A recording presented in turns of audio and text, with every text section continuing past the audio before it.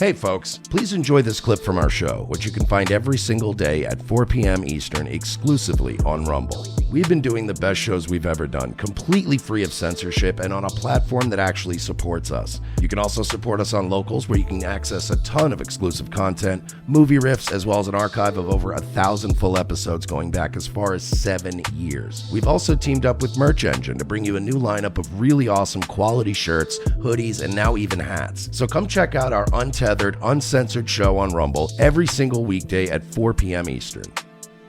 You stupid idiots. And I believe we have our guest here. I believe we have our Merch. Can you introduce him while I pull him up? Ladies and gentlemen, he is a legendary comic book artist. He is host of the Trash Cast. Is that the Chicago Bulls intro? What is this? He's the van Sciver. What's up, man?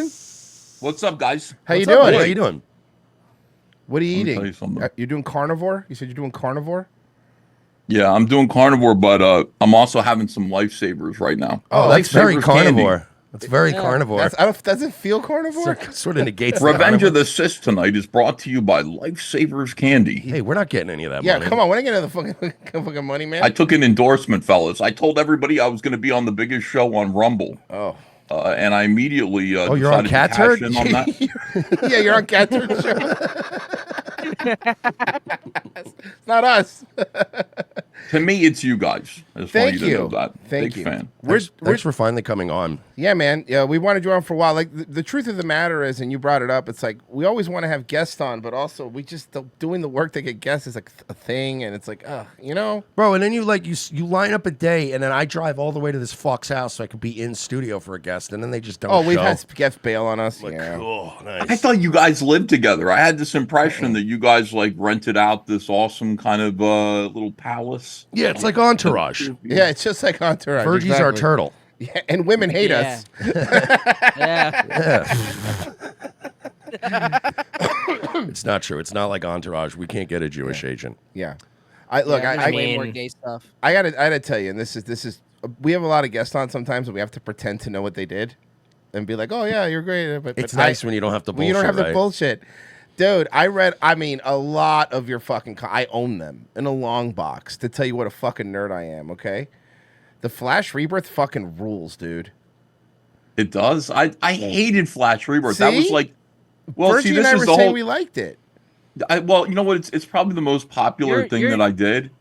But I it wasn't good. I was supposed to do Blackest Night with Jeff Johns. Oh, that's awesome. I created both of those events. Mhm. I said we need to bring back Barry Allen, and then also let's run a whole plague of fucking zombies on the Green Lantern Corps. And both of them sounded great. I did all the designs for Blackest Night. And then DC kind of said, you can choose one of those because we're going to run both of those events at the same time. So I chose Flash Rebirth because I figured I'd bring back Barry Allen. I have some regrets. But you know what? Now that you've said that it's your favorite thing, yeah, makes me feel a little bit better. I like it. Dude, Virgie, you read it too, right? Oh, yeah, dude. Yeah, dude, that was one of the, when I was like 14, 15, it was like one of the first graphics I ever read. Dude, fucking, it was phenomenal artwork. That shit fucking ruled, Ethan. I'm sorry. You're Virgie, fucking shitting on he marks out for that. And you know, the great part is that now I've moved on to bigger and better comic books. That's a pretty good that's- comic, bro. That's a good read. Ooh. I will say this, It's very man. absorbent. I've seen some of the pages you put out of Cyberfrog, on Twitter too, and dude, your art is fucking insane. You are a really good artist. It's very eye pleasing. Look at Thank you. I appreciate that. What 3D rendering model thing do you use? What do you use? What do you use what's to your render AI art? your locations? It's unbelievable that I was talking to another artist today who was around in the 1990s, back in Rob Liefeld's studio during the Image Comics days, and we were laughing together about Isom and fucking Eric July and what he's doing, because Glasshouse Studios, and no offense to Dave Campiti and the boys over there, the boys from Brazil, wink, but what they do is for a long time they have been pre-packaging artwork. They used to be called Lightbox Studios because the boys over at Extreme Studios used to feel like Glasshouse, those Brazilian guys, would just lightbox and trace like other comic book creators' work. And they were able to get stuff out real quick. Dave Campiti, the guy who runs that studio, negotiates with American publishers and then just offers them these Brazilian packaged comics. It is unbelievable that Eric July has turned to them, but it's also very funny. It's like reflective of kind of doing comics, on a budget, just like in the 1990s, comics that weren't very successful. So it's amusing. So now what they're doing is they're using 3D assets instead of lightboxing other creators' work. They just go on there and they just kind of run Chat GPT to create comic book scripts and then use 3D assets. And they don't even draw over them. They're not even tracing. They're just placing them down onto the page now, running a little filter over them to make them look like line artwork and calling it art. And this is what Eric July apparently is into. This is what he did with the $3.7 million that people gave him. Unreal. It's egregious. It It kind of reminds me of remember the X-Men cartoon growing up when they just suddenly hired a bunch of Koreans? Oh yeah, and they were and like, the art yeah, changed. we'll just do it over there now. And the whole fucking show, you're like, what happened? Yeah, this looks quality terrible. Just went completely down. Yeah, I think it's funny because this whole Eric July thing and something could have been easily avoided just by saying something simple like, all right, I guess it's not for everybody. That's it. Right. And then all of this would have just gone away.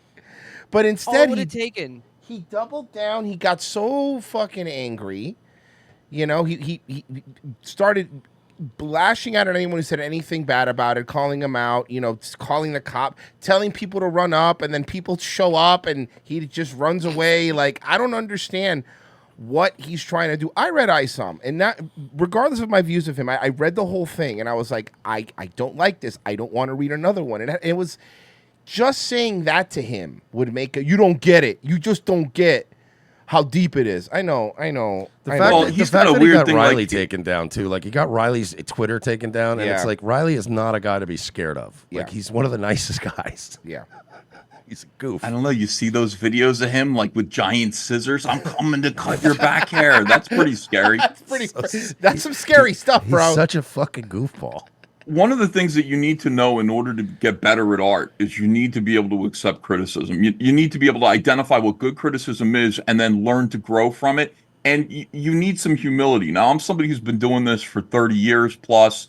All of my friends in Comicsgate are people who've been doing this for decades and decades, and we still criticize each other.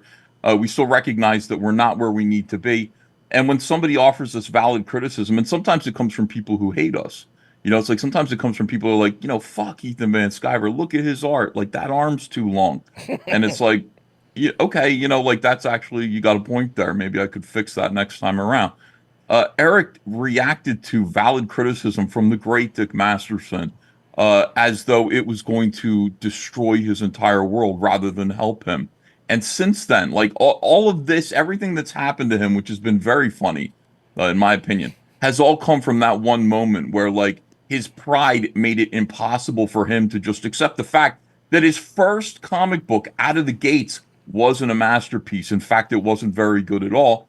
And from there, it's all kind of gone downhill. Just the fact that he doesn't have a sense of humor about himself, he's unable to laugh, he's unable to accept that he's not perfect. All of this has made him into this kind of hubris, has kind of led to a pretty precipitous downfall. I'm enjoying the hell out of it. I love Trashcast. My thing is just I've liberated myself from having to kind of excuse him or apologize for him or stand by him, which I think everybody in the community seems to want to do.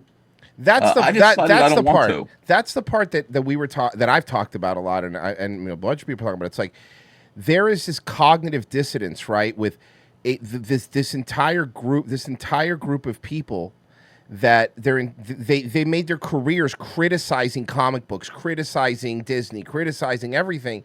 And then the moment somebody goes and does it to somebody that they like, quote unquote, I don't think they like them. Honestly, my honest opinion, I think a lot of this has turned into just gross clout chasing. And that's probably why we're not as big. We could be bigger but we can't. I can't. These guys gatekeep, man. Conservatives gatekeep each other so bad. I know. I've seen it happen to you guys. I've seen it happen to others. But like this show, honestly, you two guys are some of the funniest guys on in YouTube on you're on Rumble, but Yeah. On in this space.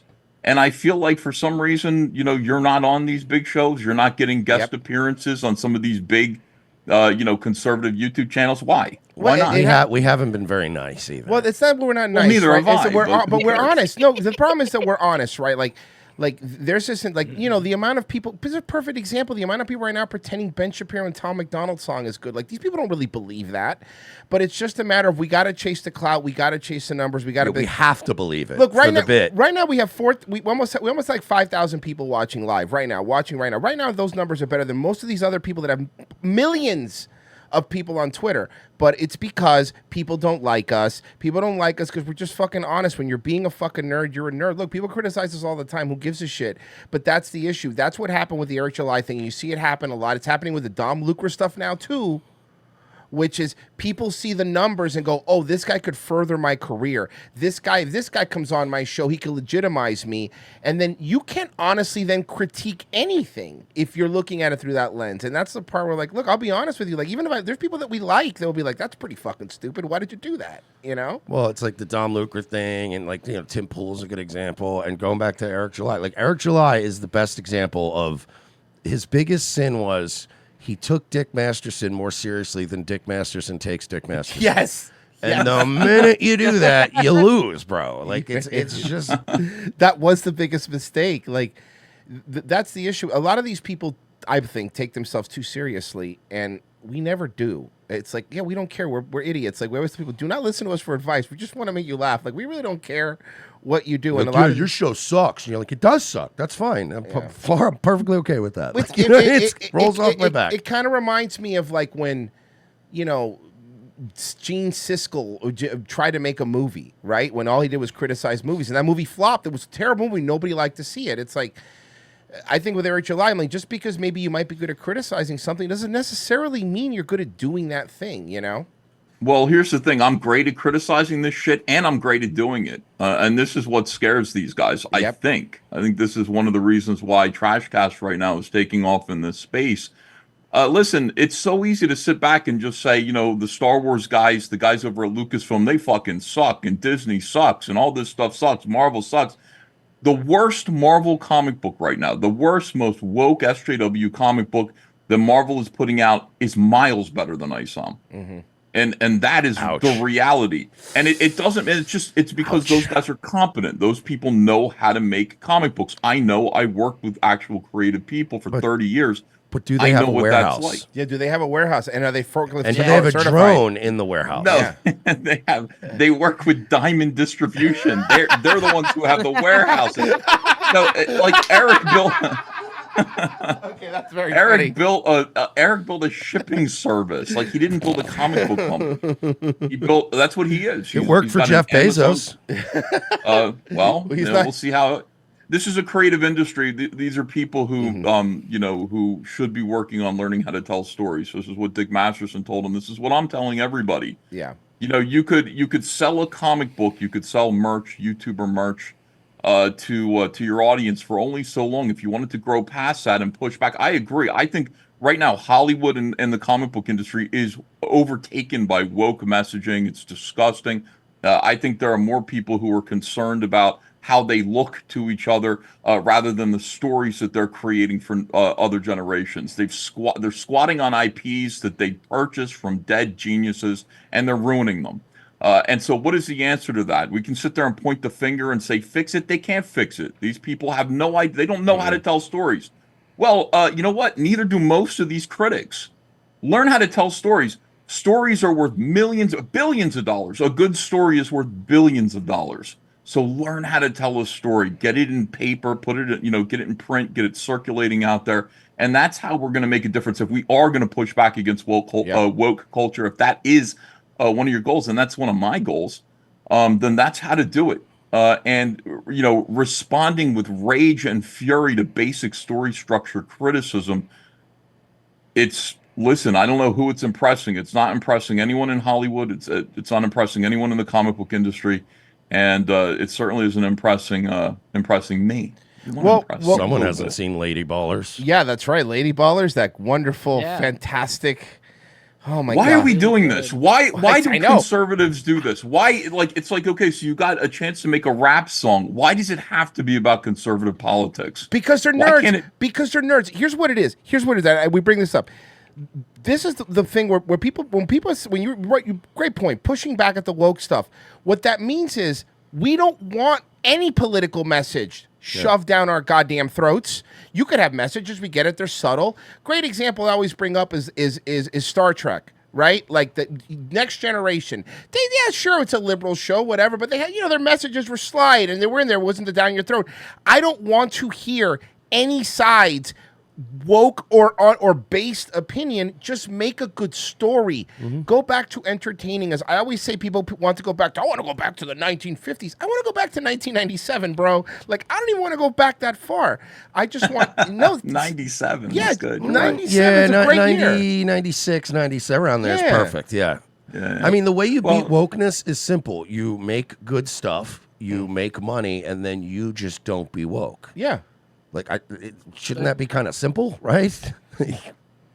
All stories should be open to interpretation by people who are reading them. It's like, you read, you watch Star Wars, and hey, listen, that could be speaking to me as a conservative, or it could be speaking to somebody else as a liberal. It depends on what you want to interpret from it and what you want to take from it. That to me is really, really good storytelling. But I think it's really self-defeating that all of our efforts at Lady Ballers, you have the money to make a movie. Why can't it be a movie that everybody is going to think is funny, that isn't so pointedly on the nose about whatever whatever we're complaining about in the culture right now? It'd just be amazing if somebody could write a song, a conservative could use their money to write a song and make it a love song.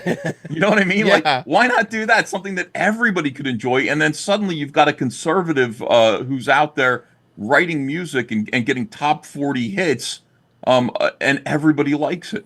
Yeah, and then suddenly that's how to bust things open. Like, write things that everybody can appreciate, everybody can relate to. 100% agreed. We actually, for our locals, riffed Lady Ballers with Dick and Vito, and it was fucking hilarious. But that was a lot of fun. It was 90% of that movie was putting guys in dresses to own liberals. It was really weird. The best part of the movie was that this guy had like an 8-year-old daughter in the whole movie, just hanging around in the men's dressing room while they were dressing in dresses. Oh, yeah. And they're just talking all this trans stuff around this little kid, and I'm like, what are we doing here? What are we doing in this movie? I thought this is kind of against your message, isn't it? Yeah, and that's what it is. And I think that I agree with you. Just hating something, it doesn't make you good at doing it, and you need to actually try to learn to build a good story outside of whatever your political message is. Like you said, basic story structure, right? Who's the protagonist? Why do I like this dude? Why do I hate this dude? Well, that's why I can explain ISOM to you. It's very simple. He's a black guy, and his superpower is he has no impulse control, and he's violent, and he hits people. Oh. That's his superpower. Well, that makes sense, man. I get it now. He's a black guy who makes a scene. Yeah. That doesn't make him unique. The whole fucking comic could just take place. The whole comic could take place in a Spirit Airlines terminal. That's funny. The cover should be him fighting in an airport, yelling at a fucking one of the desk agents. Yeah. I like that. It'll be called So I'm Late. Will the flight wait? Vito's in the chat. He said he should fight his enemies in an IHOP. Vito, you asshole.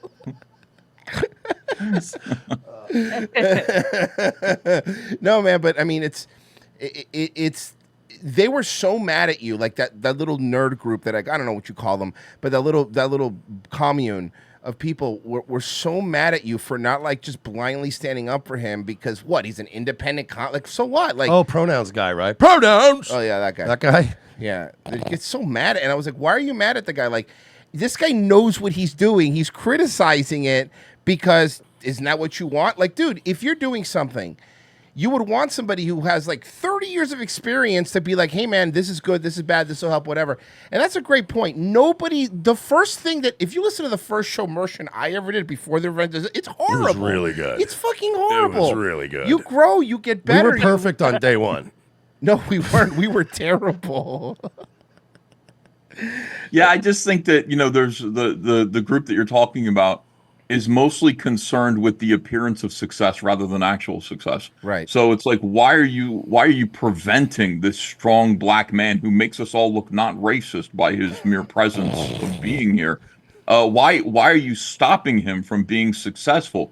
Well, I mean, because him making money doesn't mean anything. What we want to do, if anything, here is to be able to push back and be good at what we're doing. Yeah. So that means having to learn, and we're already at this severe disadvantage because this guy has a huge audience. There's a lot of light on him, and yet he has an amazing amount of hubris and no talent. Yeah. And it makes all of us look bad. Now, I've got Comicsgate is my kind of little group here, and we're made up almost entirely, creator-wise, of creators who used to work for Marvel and DC. Graham Nolan created Bane, Aaron Lopresti, the artist of Wonder Woman, John Malin, the artist of Cable, Shane Davis, creator of Dexstar, your Red Lantern kitty cat. Oh, yeah, tell him to follow me. I want to talk to him about cats. Yeah, Mersh is so obsessed with cats. He loves cats. He loves cats.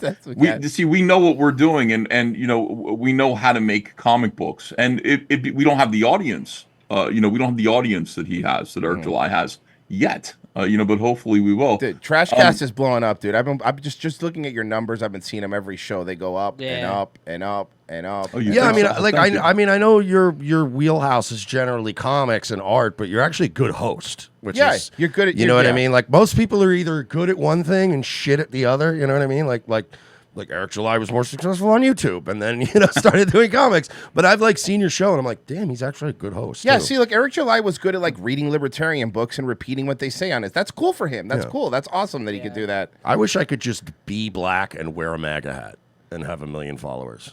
I mean, eat chicken wings and yell at socialists on Discord. I have this mask. Do you want the mask? I could give it because then I'd have to put on a MAGA hat. Oh.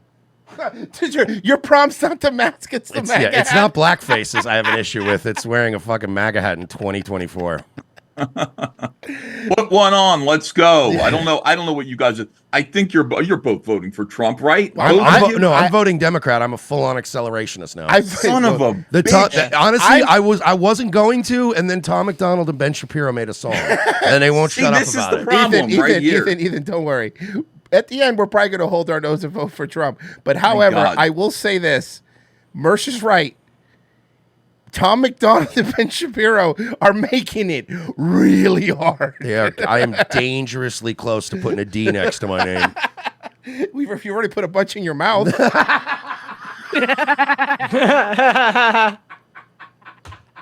him. I walked right into that. Going back to what you were saying. It's like when a dog runs into a sliding glass door. Boom.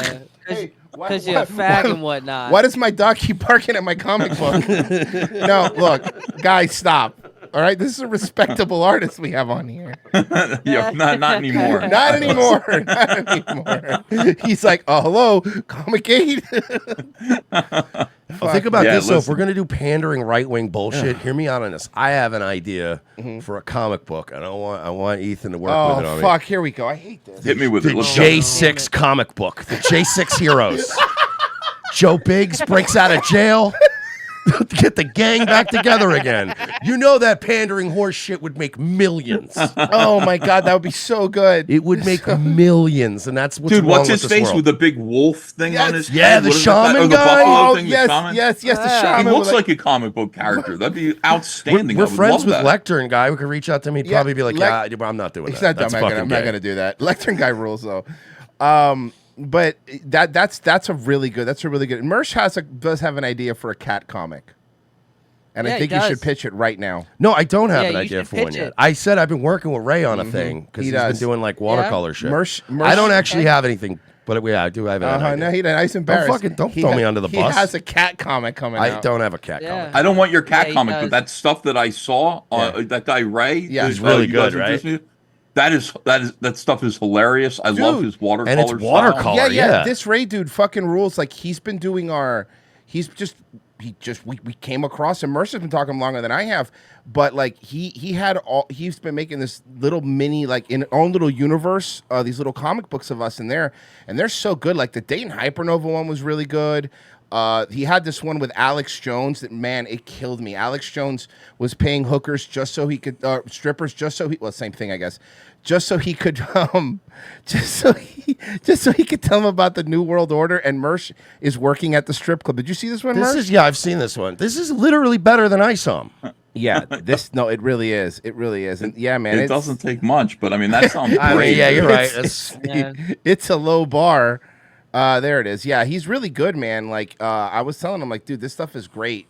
Why does my security guard look like Steve C? I don't know. It is really good, though. He does fantastic. Honestly, like, that's when, because he was just drawing, like, panels with me and my cats, and I'm like, that's fucking really good, man. And I was like, honestly, let me think of something to, like, come up with to give you to do. Because he's just been doing it blind. Shut up. What, so what is it? Tell him. So his superpower is cat. His superpower is cats. You know what, man? This is man. I can't be messing. Oh, I don't have a dumb. They're all out here trolling me. They're going to my dead grandparents' spots. Remember that one? Remember when? You mean cemetery? You mean the graveyard? You remember when Eric July couldn't think of the word grave? He literally blanked out for a good minute. He was like, "You can't be going to people's dead grandparents' spots."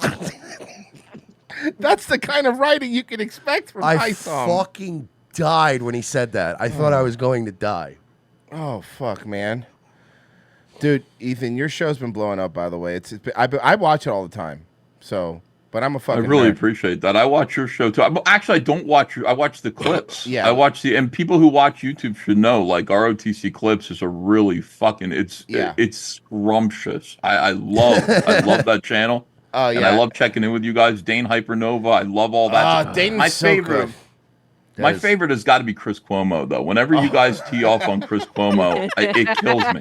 Did we clip the last one yet? Because I was really proud of that one. It's going to be up. It's going to be up soon. I was really proud of the last Cuomo segment. That was fun. It was really good fucking bread. So good fucking bread.